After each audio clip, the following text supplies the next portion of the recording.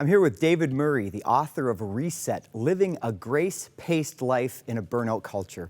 He's also a professor of Old Testament and practical theology at Puritan Reformed Theological Seminary, pastor of Grand Rapids Free Reformed Church, a counselor, a speaker, husband and father. Thank you for being here.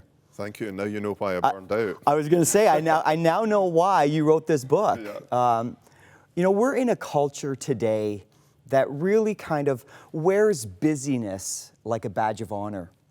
In a culture that's saying that that's good, how did you navigate through all of that to kind of find the signs that maybe you were on the verge of burning out yourself? Yeah, I learned it through painful personal experience, Kevin. I had 2 episodes of burnout in my own life, both of which had physical symptoms. I ended up in hospital twice with blood clots in my lungs, which sometimes kills people. Yeah. You would have thought once would be enough, Right. but I needed 2. The second time I definitely got the message and began to ask myself, why have I ended up here again? Right. What are the pressures that are driving me? And I think you're right.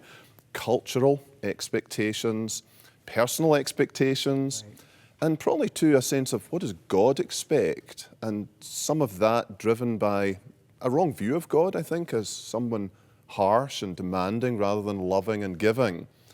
So the cultural expectation especially, I think, is just incredibly influential on us when we just are bombarded with the message, as you said, that busy is good, busy is good, Right. busy is good. Now, what were you doing at the time? When you had your first episode, what was your vocation?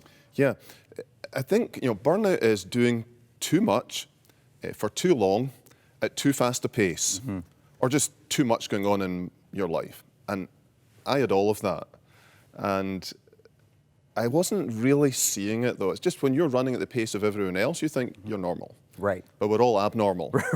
Right. And we're all falling apart. Some men fall apart physically, as I did, some emotionally, some morally, sadly, spiritually, relationally.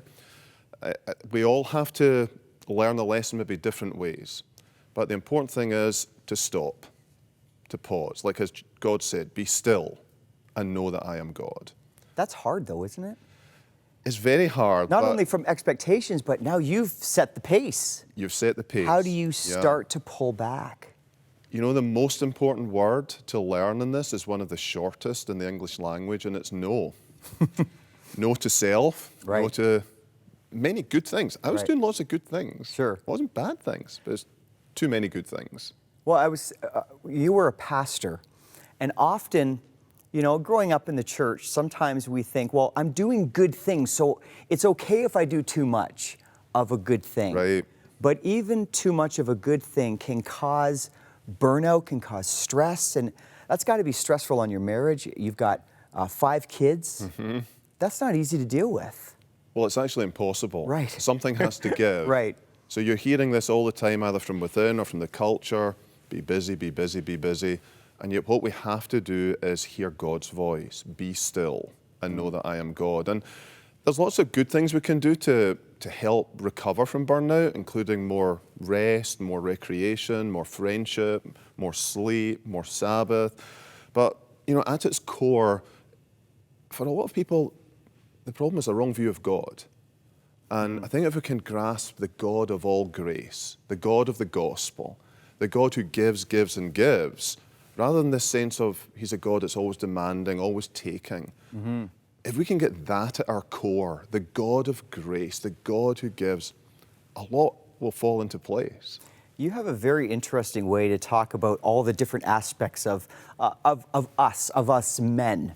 Mr. Grace, you call Mr. Dollar, Mr. Perfection, all of these types of things. But when you talk about Mr. Grace, you said something that I think is a key to starting this reset, hitting the reset button. You simply said he was so energized by gratitude for grace. Gratitude's huge, It's huge. in making this transformation, isn't it? Well, if you look at, you can have 5 people doing exactly the same thing, and 4 of them are burning out because they're being motivated by money, by pleasure, by position, by pleasing others. But the 5th is being motivated by a desire to express their gratitude to God for grace. The other 4 are running out of fuel. This one is being fueled by a sense of how much God has done for me through Jesus Christ. And that actually changes you, not just spiritually, but physically. Because to have gratitude in your life actually produces healthy chemicals in your brain and in your body that replenish us and that re-energize us so that we can live at a better pace and live a much happier life as well. It's actually practical, isn't it? It's very practical. You know, we see so many things in the Bible that point us to being grateful, but we didn't really understand why. It is a chemical thing. It repulses, what is the word I'm looking for? It gets rid of, let's say that, a lot of the stress that kill us. Absolutely. You think of gratitude as something that you give to God. Actually, gratitude is something God gives to us. That's awesome. And He gives it to us as a fuel, it's like a medicine. It's something that washes out what is unhealthy in us and fills us with what is like heavenly medicine.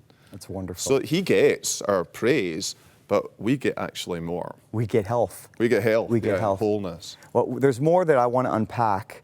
We're going to take a break in a minute, but I want to come back and talk a little bit more practical about how we can find these signs in our own lives and what we can do to kind of reset our lives. Sure. We'll be back in a few minutes.